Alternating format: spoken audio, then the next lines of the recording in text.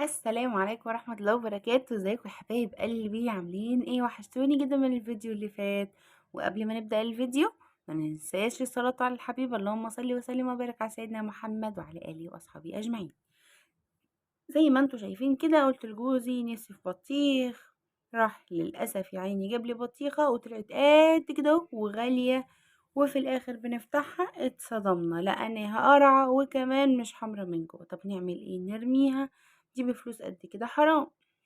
طيب يلا بينا بقى نفكر هنعمل ايه.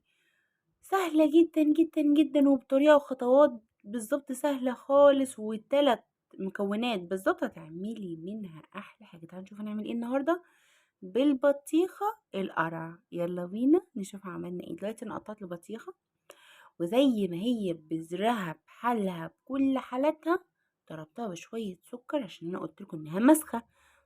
ضربتها بشوية سكر في الخلاط عادي خالص، وبعد كده حطيتها في بولة كبيرة وبدأت كده أصب الجوس أو العصير في المصفى كده، وبدأت إن أنا أصفيه كويس جدا من البذور اللي فيه والحاجات الرواسب الموجودة فيه زي ما انتم شايفين كده، واحدة واحدة.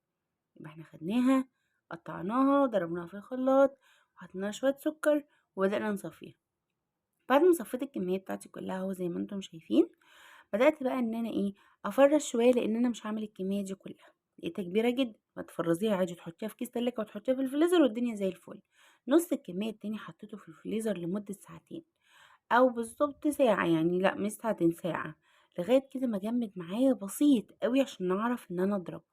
وبعد ما جمد معايا بسيط كده بدأت افكه بالمضرب الكهربائي زي ما انتم شايفين. بعد كده بدأت بقى أضيف الإضافات بتاعتي.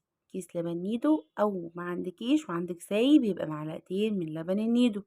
ما عندكيش خالص حطي زبدية. يبقى أنا بديكي الاستبدالات عشان خاطر ما توقفيش.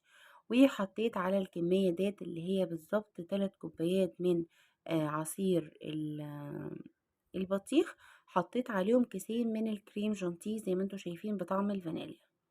طبعا هو بيبقى فيه سكر واحنا حطينا السكر في العصير بتاعنا، فبالتالي مش هنحتاج اي اضافة للسكر خالص. هنفضل نضرب المكونات كويس قوي قوي قوي على سرعة عالية لغاية ما يديني فوليوم عالي والكمية تكتر معايا زي ما انتوا هتشوفوا دلوقتي. بعد ما الكمية معايا بقت كويسة وادت فوليوم كويس الحمد لله، بدأنا بقى نشوف هنعمل ايه. كده خلاص خلعت المضرب بتاعي، خلاص انا مش عايزاه تاني. بدأت اجيب علبة بلاستيك نظيفة عندي وحطيت الخليط بتاعي كله في العلبة البلاستيك، وبدأت بقى ان انا كده هزيته هزتين وغطيته. على فكرة مش قادرة اقول لكم كان طعمه حلو قوي اصلا، يا سلام يعني بجد، حتى لو شربتها عصير بيبقى حلو قوي قوي قوي. وغطيته حبايب قلبي زي ما انتم شايفين، وحطيته في الفريزر على طول. مش أقل من 4 ساعات، من 4 ل6 ساعات. بعد بالظبط عدى عليها في الفريزر عندي 5 ساعات. بدأت كده ان انا طالعة، طبعا ما عنديش المعلقة اللي هي بتاعة الايس كريم. يا ترى حاجة هتوقفني؟ لا خالص خالص خالص. بدأت كده بمعلقة العادية خالص، هتلاقيها بتبرم اصلا معاكي لانك انت عملتي ايس كريم تحفة وبيور وحاجة نظيفة وطبيعية وبعيدة عن الحاجات اللي فيها الوان صناعية بقى والمواد الحافظة والكلام ده كله. اه اداني رولز معايا والدنيا زي الفل. كان عندي شوية شوكليت شيبس فبدأت كده ان انا احطها، قال يعني ده بطيخ بالبذر بتاعه. زي ما انتوا شايفين كده، مش قادرة اقولك ولا اروع. الطعم خيال، جربوه مش هتخسروا حاجة صدقوني. تحفة جدا وعيالكم هتحبوه جدا جدا جدا، وهتدعولي ان شاء الله. وصفة جميلة وخفيفة وظريفة ومخدتش معانا وقت اطلاقا، والطعم وهم. بدأت بقى احط كده ايديت من عندي او اضافات من عندي اللي انا ضفته. حطيت كده عندي صوص من الاستروبري.